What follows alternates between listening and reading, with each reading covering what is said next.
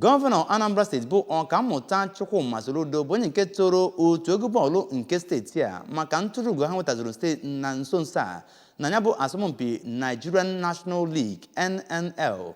Ya bụ otu egwu bọọlụ bụ ndị nke e kwuru na ha tụrụ ugo n'otu ọkpọ bụ nke ha ji wee merie mmasị ndị otu egwu bọọlụ Ocean United. Ha ji chọọ ọgbọ ha Ejike Abana onye nta aka anyị ga-ewetara gị akụkọ.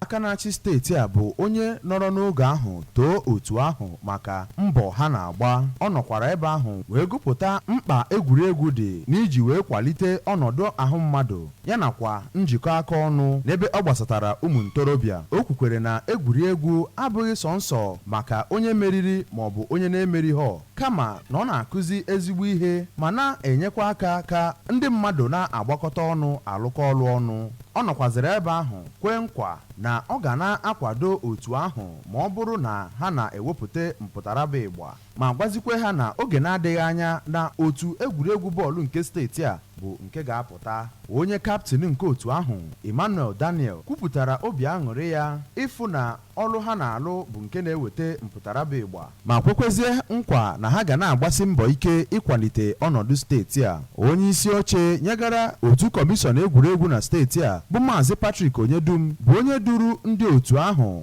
gaa njem nleta ahụ, bụ ndị nọgasị na ya bụ onye chief of staff nyegara aka na-achị steeti a Maazị Ernest Ezeajoyi nakwa onye principal secretary nyegara gọvanọ bụ ọkaiwu Joaquin Aneto nakwazi ọtụtụ ndị ọzọ.